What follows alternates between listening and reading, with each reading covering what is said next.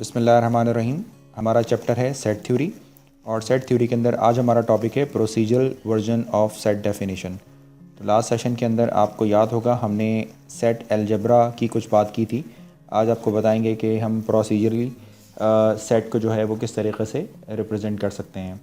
तो चलें अपने लेक्चर की तरफ चलते हैं, लेकिन अगर उससे पहले आपने मेरी प्रीवियस 2 वीडियोस जो हैं वो सेट थ्योरी पर वो नहीं देखी हैं तो पहले आप उनको देख लें और फिर उसके बाद आप इस वीडियो पर आएँ, क्योंकि ये जो टॉपिक है ये एक दूसरे से कनेक्टेड है।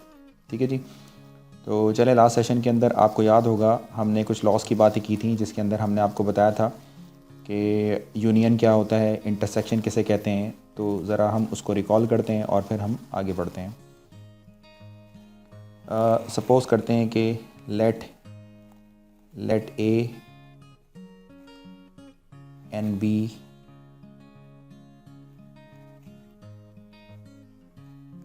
be the subsets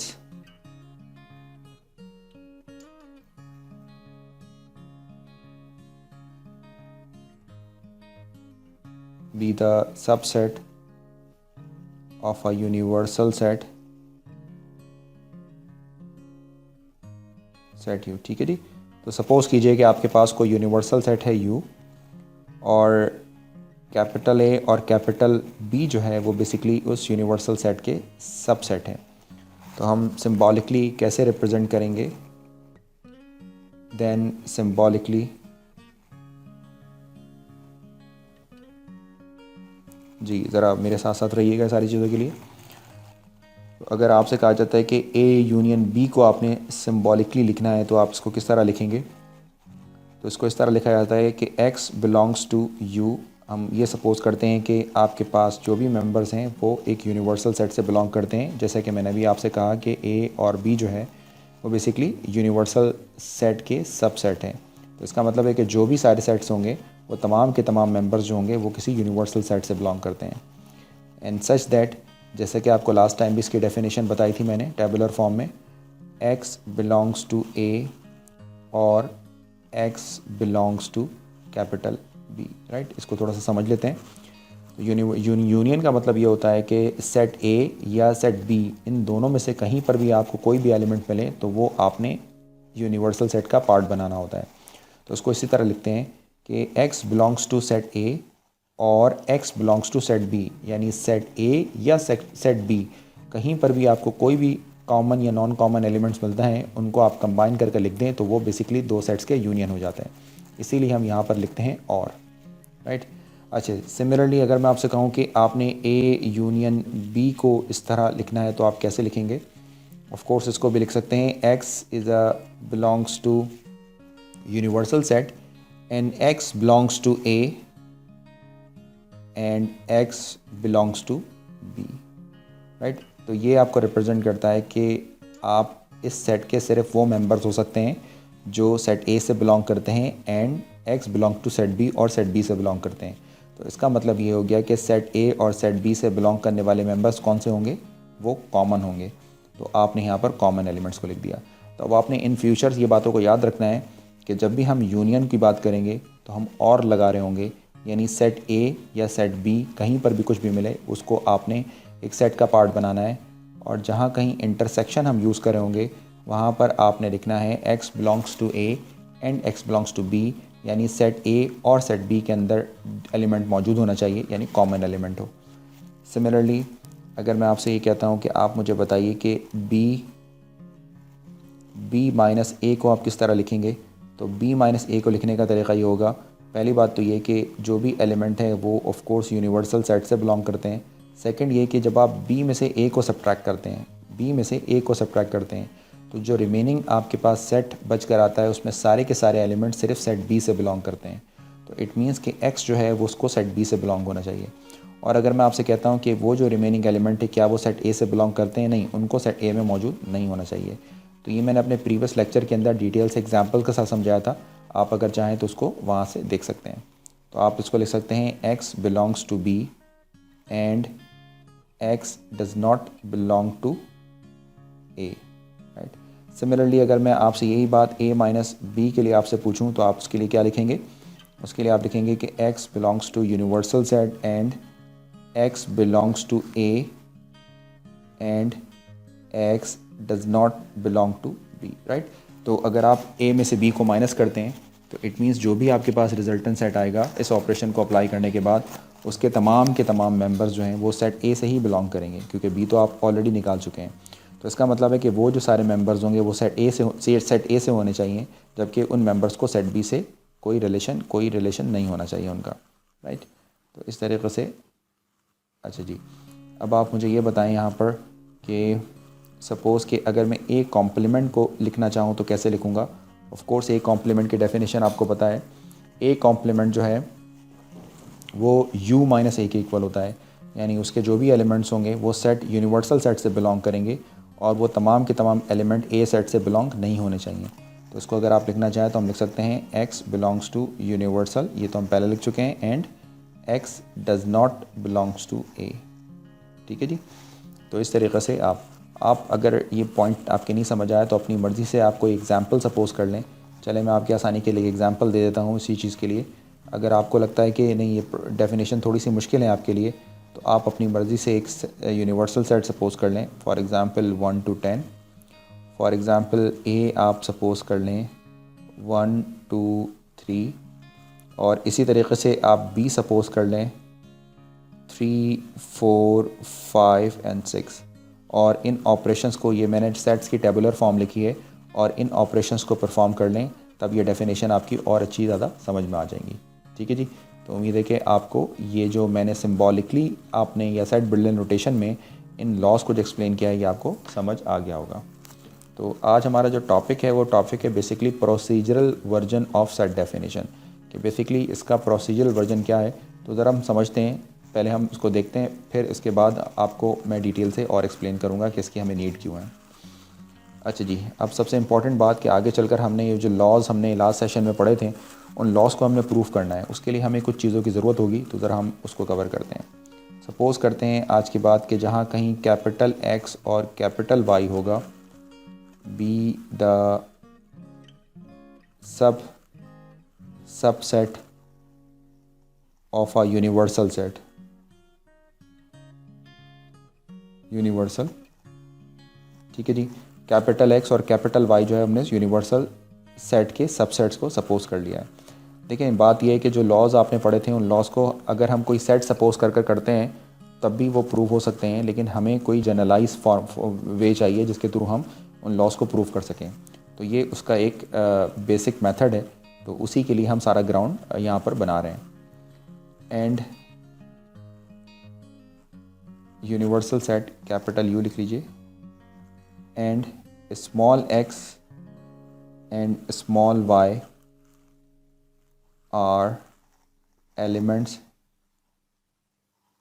elements of capital X और कैपिटल Y, और अगर आप चाहें तो उसकी जगह सिंपली U लिख सकते हैं। ठीक है जी, क्योंकि X और Y के मेंबर्स होंगे यकीनन कि X का मेंबर X और कैपिटल Y के जो मेंबर्स हैं उनको मैं Y से रिप्रेजेंट करूँगा, और ये ऑफ कोर्स चाहें तो X और Y से बिलोंग करें या यूनिवर्सल सेट से बिलोंग करें, एक ही बात है।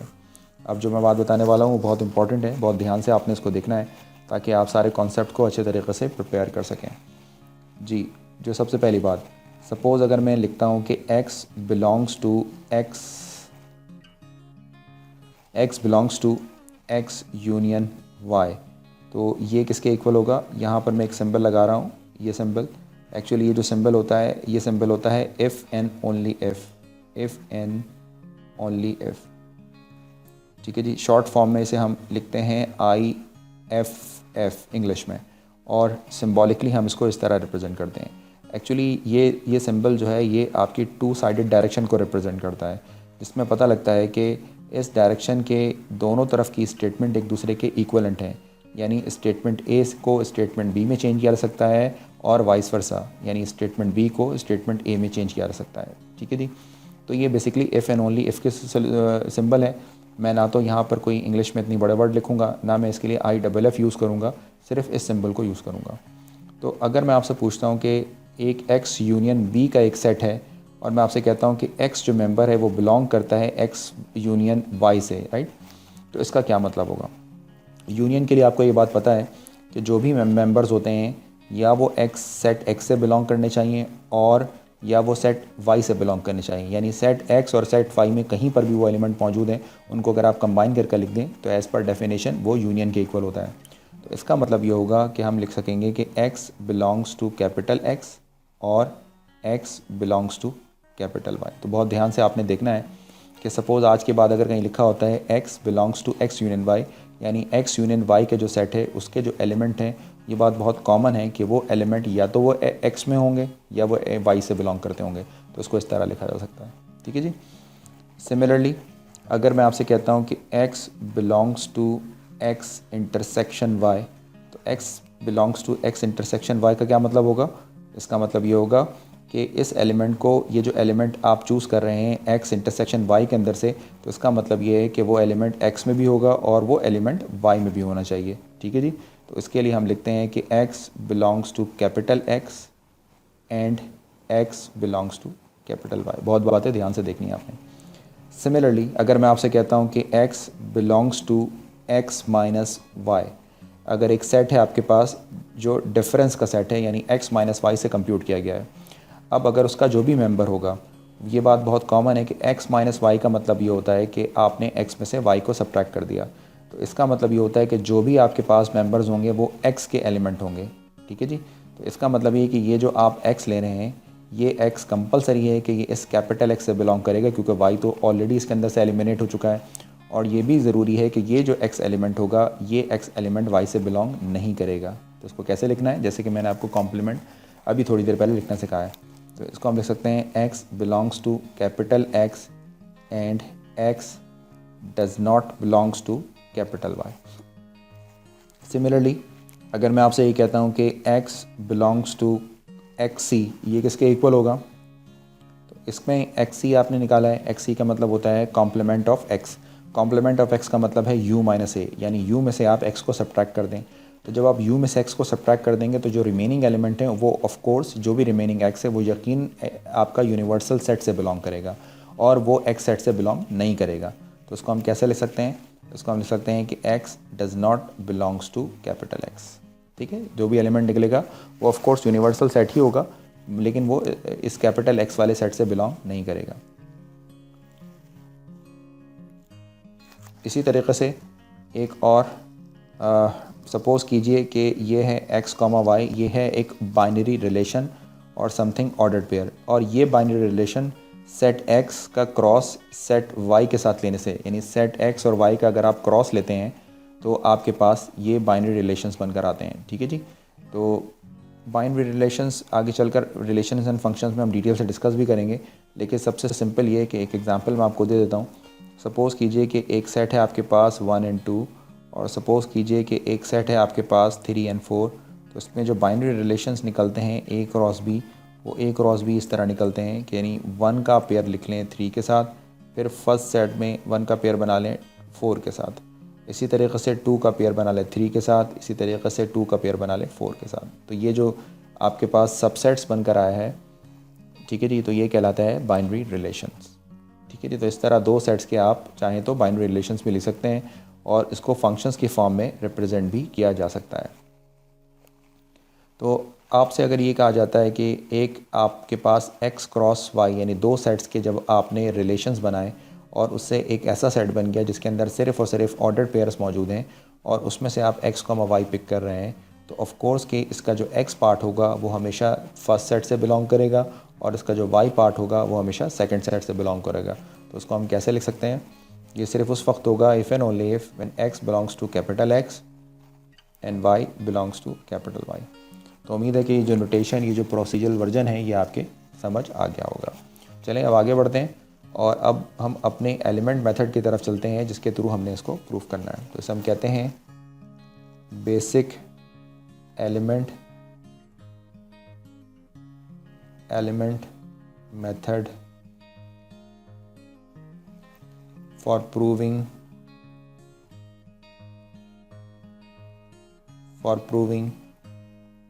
that one set is a subset of another। ठीक है जी। तो ये एक बेसिक एलिमेंट मेथड क्या काम करता है? फ़िलहाल बेसिक एलिमेंट मेथड ये काम करता है कि आपको प्रूफ करके देता है कि one set is the subset of another. ठीक है जी। अब इससे क्या फ़ायदा है वो हम सारी बातें यहाँ पर डिस्कस करने वाले हैं। तो अब हम डिस्कस करते हैं आपके साथ basic element method for proving that one set is the subset of another, यानी एक सेट जो है वो दूसरे सेट का सबसेट है। तो अब ये यहाँ पर बहुत इंपॉर्टेंट पॉइंट है, वो ज़रा ध्यान में रखिएगा। सपोज़ कीजिए, सॉरी जी, सपोज़ करते हैं कि capital X and capital Y be given ये आपके पास एक सेट गिवन है और हमें क्या प्रूफ करना है? टू प्रूव, और हमें ये प्रूफ करना है कि X is a subset of Y, right. Suppose कीजिए कि दो सेट्स आपके पास गिवन है X और Y, और किसी बेसिक एलिमेंट मेथड से हमने इस बात को प्रूफ करना है कि X is a subset of Y। तो आप कैसे प्रूफ कर सकते हैं? बहुत सिंपल है। आप ये कर सकते हैं कि इस X के अंदर से एक एलिमेंट चूज़ कर लें। सपोज़ कोई नंबर, कोई मेंबर इसके अंदर से चूज़ कर लें। हम कह रहे हैं कि हमने X के अंदर से X स्मॉल x को चूज़ किया। अब अगर हम किसी तरीक़े से ये प्रूफ कर दें कि ये Y का भी एलिमेंट है, तो यहाँ पर ये बात प्रूव हो जाएगी कि X is a subset of Y। Although मैं यहाँ पर इस चीज़ को अभी मेंशन नहीं कर रहा हूँ कि ये सबसेट कौन सा है। ये सबसेट प्रॉपर भी हो सकता है और ये सबसेट इम्प्रॉपर भी हो सकता है। तो फ़िलहाल हम मेनली सबसेट की बात कर रहे हैं। तो अगर आपने ये प्रूफ करना है और आपके पास ये गिवन है कि capital X and capital Y given है आपके पास, और आपने ये प्रूफ करना है कि first set is a subset of second set, तो उसके लिए क्या करना होगा? बेसिक एलिमेंट मेथड आपसे ये कहता है कि आप सपोज़ कर लें एक स्मॉल x सपोज़ कर लें, ठीक है जी, इज़ अ पर्टिकुलर,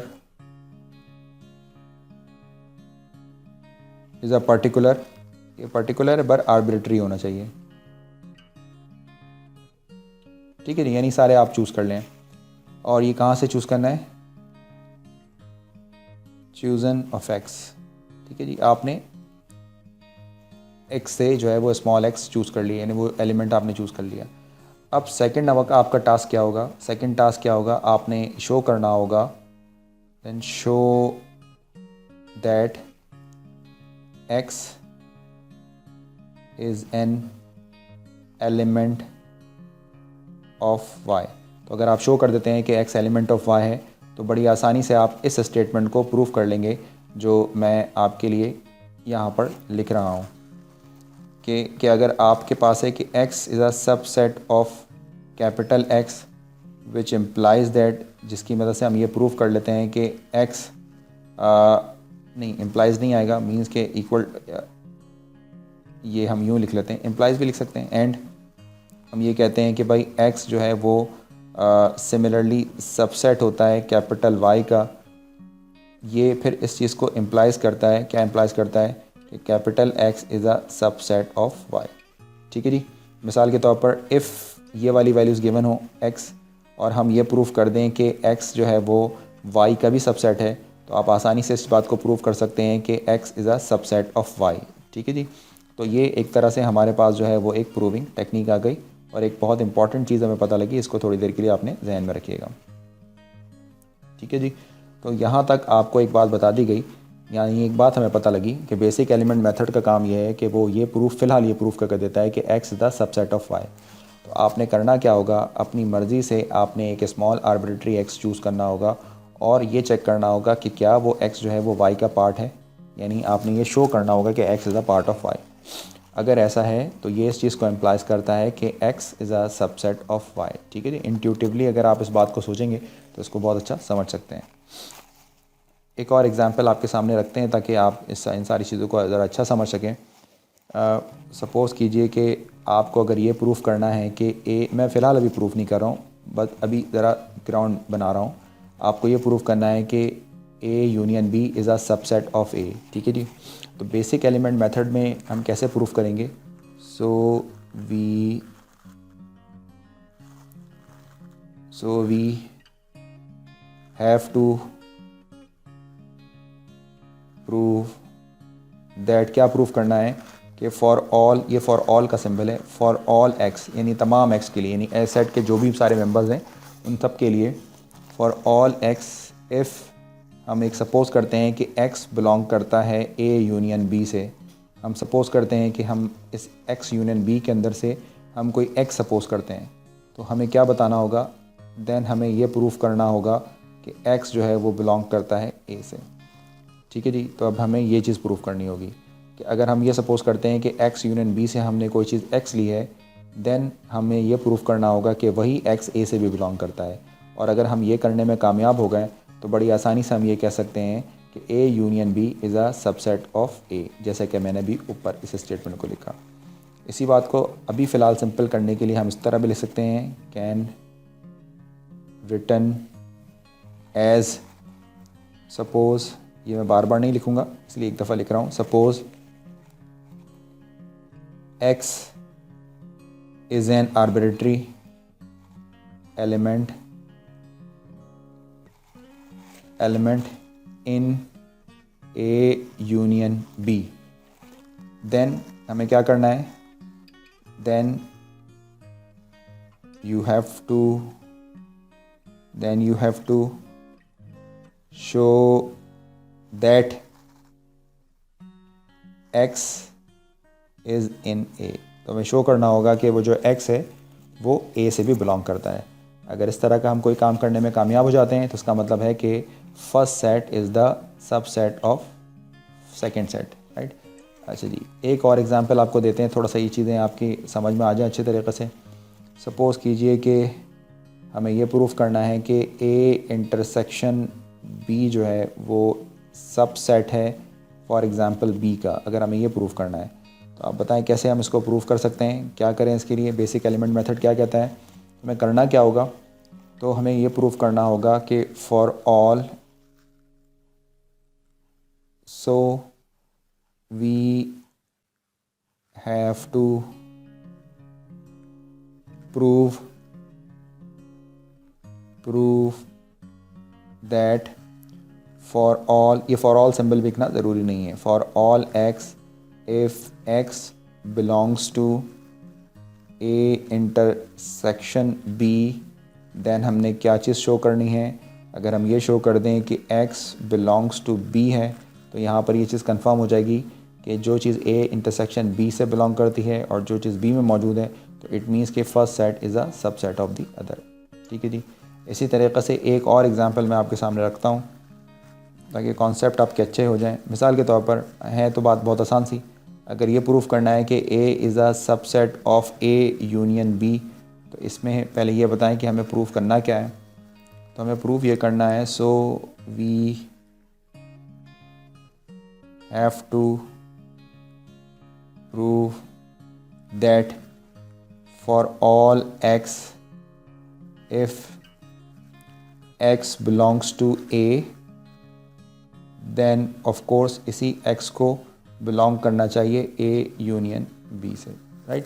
तो इस तरीक़े से आपको ये थोड़ी बहुत बातें समझ आ गई होंगी। उम्मीद है कि आपको इसका प्रोसीजर, इसको इसी सीक्वेंस के अंदर अगर आप देखते रहेंगे तो चीज़ें आपको बहुत अच्छी, क्योंकि मैं तमाम बातें बहुत स्क्रैच से आपके लिए लेकर चल रहा हूँ। तो चलो जी, एक हम थ्योरम की बात करते हैं, थ्योरम ऑन सेट।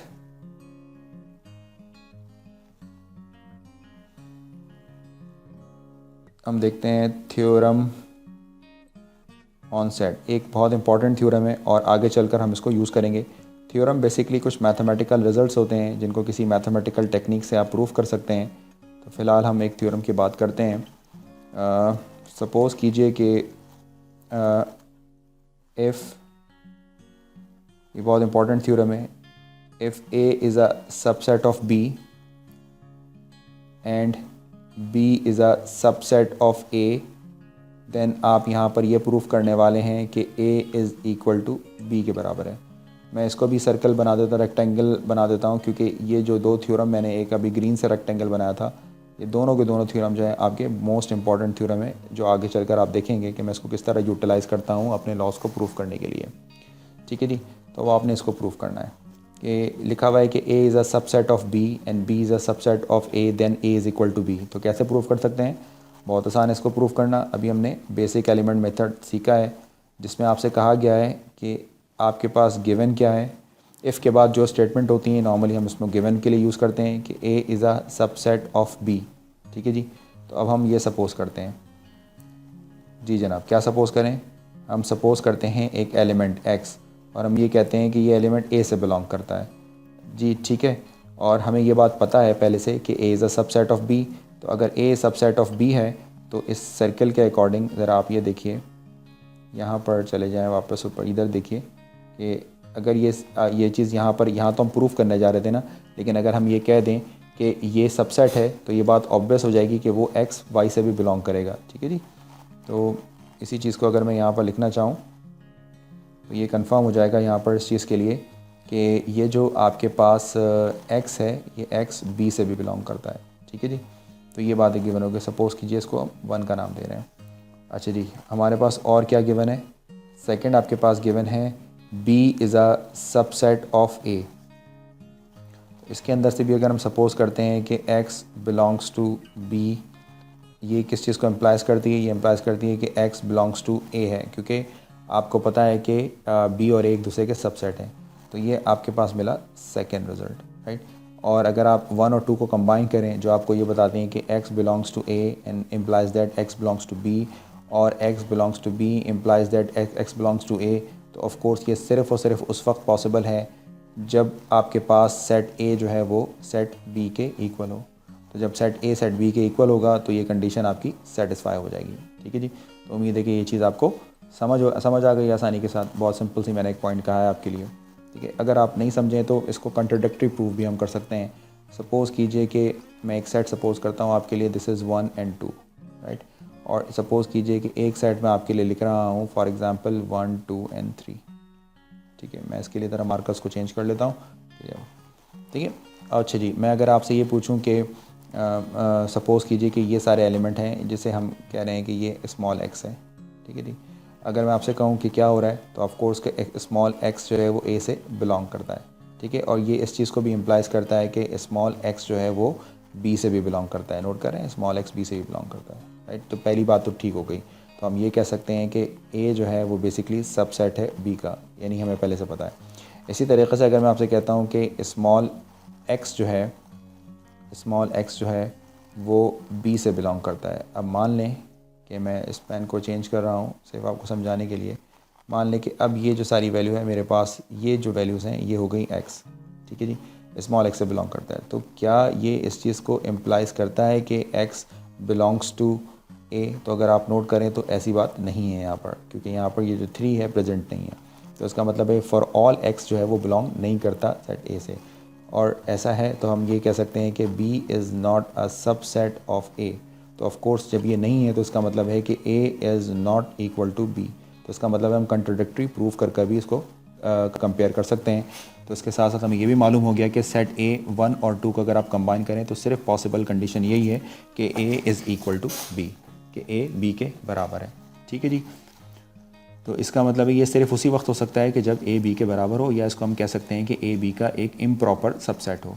तो अगर हम कहते हैं कि a is a subset of b and b is a subset of a, तो ये बात यहाँ पर कॉमन है कि a और b जो है वो इक्वल होंगे, यानी a और b के इक्वल होने का मतलब है कि a और b एक इम्प्रॉपर सबसेट से कनेक्टेड होंगे। ठीक है जी, तो यहाँ पर ये दो थ्योरम जो मैंने बिल्कुल स्क्रैच से सिंपल कर आपके लिए बताए, आपको समझ आ गए होंगे। यानी मैं इसी बात को थोड़ा सा आपके लिए और लिख देता हूँ, और करके बता देता हूँ कि फॉर एग्ज़ाम्पल आपसे कहते हैं कि let capital X and capital Y two sets be given. तो आपने अगर प्रूफ करना है, क्या प्रूफ करना है? टू प्रूव, अगर आपने प्रूफ करना है कि x is equal to y, x और y एक दूसरे के बराबर हैं, तो अभी मैंने आपको बताया उसी चीज़ को मैं यहाँ पर सब्जेक्ट तरह से लिख रहा हूँ। तो आपको किन दो बातों को प्रूफ करना है? आपको पहली बात को ये प्रूफ करना है, प्रूव दैट, पहली बात को ये प्रूफ करना है कि x is a subset of y, और जो सेकंड पॉइंट है वो ये प्रूफ करना होगा आपको, prove that y is a subset of a, y is a subset of x। ठीक है जी, तो ये दो चीज़ें, यानी अगर आपके पास x और y गिवन है और आपसे कहते हैं कि x और y इक्वल है, तो आपको क्या प्रूफ करना होगा? आपको ये प्रूफ करके दिखाना होगा कि x is a subset of y and y is a subset of x। ठीक है जी, तो अगर आप ये प्रूफ कर लेते हैं तो ये चीज़ क्लियर हो जाएगी कि x और y इक्वल है। अब ये जो ऊपर मैंने दो बॉक्सेस बनाए थे, ये दोनों बहुत इंपॉर्टेंट हैं और वो क्यों इंपॉर्टेंट है, क्योंकि इस बेसिक एलिमेंट मेथड से हम अपने तमाम लॉस को प्रूव करके देखेंगे। तो चले अब अपने लॉस को प्रूव करते हैं, जो हमारा आज का मेन टारगेट है। जी जनाब, तो सबसे पहले हम डिस्कस करने जा रहे हैं आपके साथ कम्यूटेटिव लॉ। बड़ा बेसिक सा लॉ होता है कम्यूटेटिव लॉ। तो अब हम बात करते हैं कि कम्यूटेटिव लॉ को किस तरह प्रूव किया जाता है। पहली बात तो ये बताएं कि कम्यूटेटिव लॉ की स्टेटमेंट क्या होती है फॉर यूनियन। इसकी स्टेटमेंट होती है A union B is equal to B union A, right. और हमें इसको प्रूव करना है। तो प्रूव करने के लिए हम क्या करने वाले हैं, देखिए बेसिक एलिमेंट मेथड से कैसे प्रूव करेंगे। सबसे पहला काम हम ये करते हैं टेकिंग लेफ़्ट हैंड साइड, जिस तरह हम अपनी प्राइमरी क्लासेस के अंदर प्रूव करते हैं। अभी हम फ़िलहाल उन्हीं फॉर्मेलिटीज़ को फॉलो कर रहे हैं। तो लेफ़्ट हैंड साइड चूज़ करते हैं। लेफ़्ट हैंड साइड है ए यूनियन बी, और हम सपोज़ करते हैं, क्या सपोज़ करते हैं, एक एलिमेंट जो हम सपोज़ करते हैं बिलोंग करता है ए यूनियन बी से। और अगर आपको याद हो, अभी थोड़ी देर पहले मैंने प्रोसीजरल वर्जन के अंदर इसको एक्सप्लेन करके दिखाया था। तो ये किसके इक्वल होता है, ये of course if and only if है। ये इक्वल होता है एक्स बिलोंग्स टू ए और एक्स बिलोंग्स टू बी। तो अगर आपको ये पॉइंट नहीं समझ आया तो लेक्चर को स्क्रॉल करें आप, फिर आप जहाँ पर मैंने ये चीज़ एक्सप्लेन की हुई है उसको दोबारा देखें तो आपको ये चीज़ समझ आ जाएगी।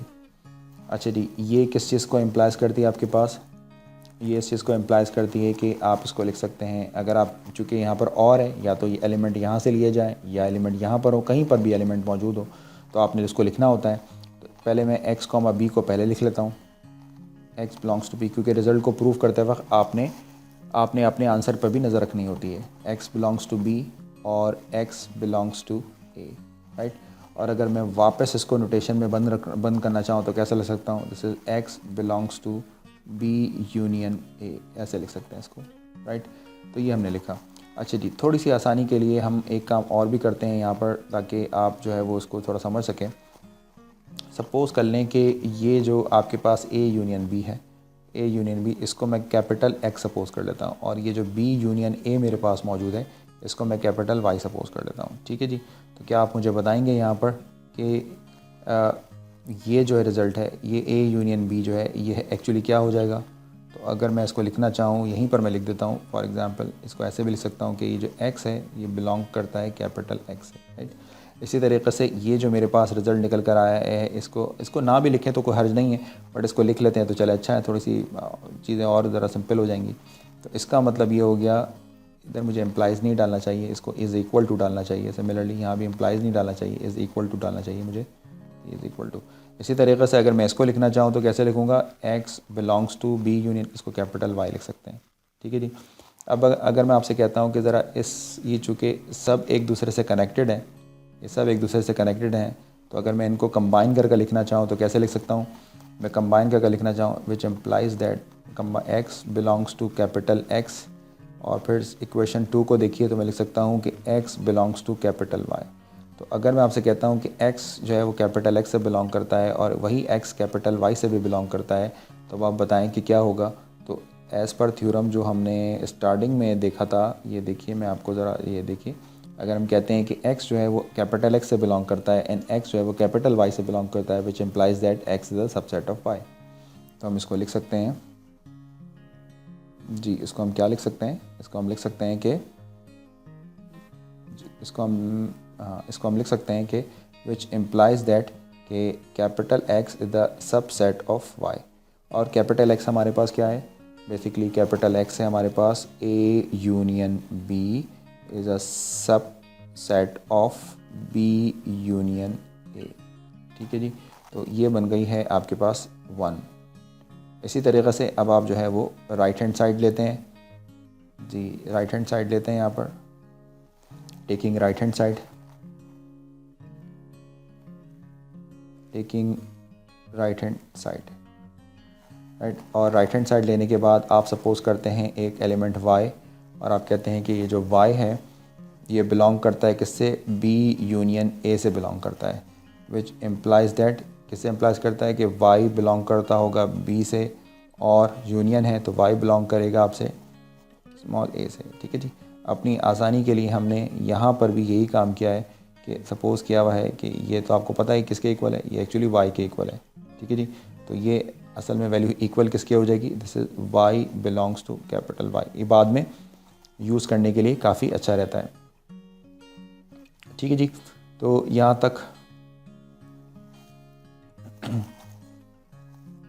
तक जो बातें हैं मुझे उम्मीद है कि आपको क्लियर हो रही होंगी। अच्छा जी, विच एम्प्लाइज़ दैट, ये किस चीज़ को एम्प्लाइज़ करता है कि y बिलोंग्स टू, अब ये जो b और a लिखा हुआ है पहले मैं a लिख लेता हूँ और फिर मैं इसके बाद लिख लेता हूँ y belongs to b, right. अब मैं यहाँ पर क्या करने वाला हूँ, यहाँ पर मैं इसको वापस यूनियन के नोटेशन के अंदर मर्ज करने वाला हूँ, तो ये बन जाएगा a यूनियन b। और आपको पता है कि अगर आप लिखना चाहें तो ये जो a यूनियन b है, ये a यूनियन b क्या था, ये था y belongs to suppose capital X। तो अगर आप ये जो दोनों ग्रीन वैल्यूज़ हैं अगर आप उनको देखिए तो मैं इसको किस तरह लिख सकता हूँ, which implies that y belongs to capital Y and y belongs to capital X। ठीक है जी, तो ये किस चीज़ को इम्प्लाइज़ करता है, ये इम्प्लाइज़ करता है कि capital Y is a subset of capital X। अब ये जो कैपिटल Y है आपके पास, ये कैपिटल Y क्या है, ऑफ कोर्स ये कैपिटल Y है B union A is a subset of A union B। ये बन गया आपके पास सेकेंड वैल्यू। और आपको याद होगा मैंने एक थ्योरम आपको लिखवाया है जो येलो से था, वो थ्योरम आपको क्या कहता है, वो थ्योरम आपको ये बताता है कि if X is a subset of Y and Y is a subset of X which implies that, और यूँ भी लिख लें then, और implies that जो भी डाल लें then x is equal to y।